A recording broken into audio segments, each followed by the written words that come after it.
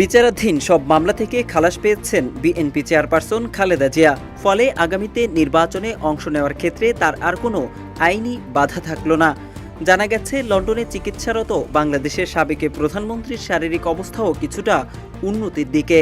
বিএনপির নেতাকর্মীদের প্রত্যাশা, পরবর্তী জাতীয় সংসদ নির্বাচনে খালেদা জিয়ার নেতৃত্বেই তারা ভোটে অংশগ্রহণ করতে পারবেন।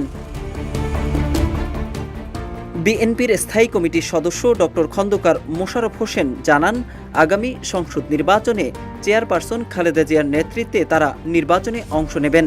তিনি নিজেও এবার নির্বাচনে অংশ নিতে পারবেন বলে জানান তিনি।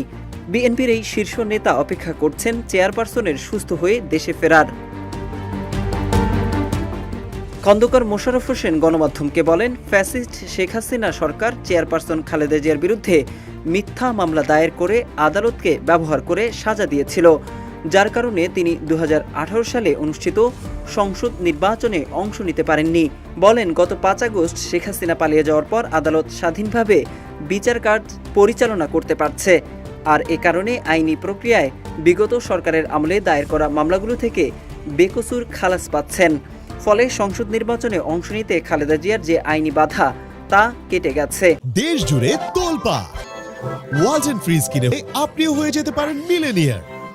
2007 সালে তত্ত্বাবধায়ক সরকারের সময় থেকে আওয়ামী লীগ সরকারের সময়ে 17 বছরে খালেদা জিয়ার বিরুদ্ধে 30টির বেশি মামলা হয়। তবে সাজা হয় 2টি মামলায়।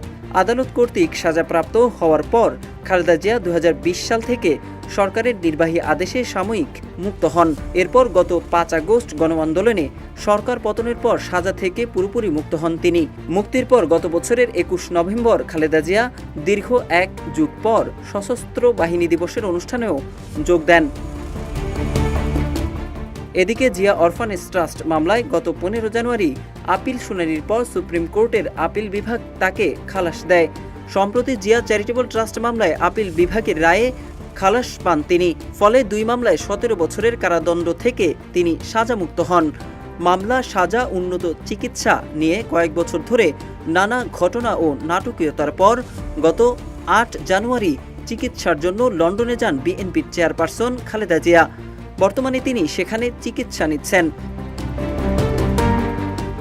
এদিকে বিএনপি চেয়ারপারসনের ব্যক্তিগত চিকিৎসক ও দলটির স্থায়ী কমিটির সদস্য ডাক্তার AZM জাহিদ হোসেন সম্প্রতি জানিয়েছেন, চেয়ারপারসন খালেদা জিয়ার শারীরিক অবস্থা আগের চেয়ে অনেকটা ভালো।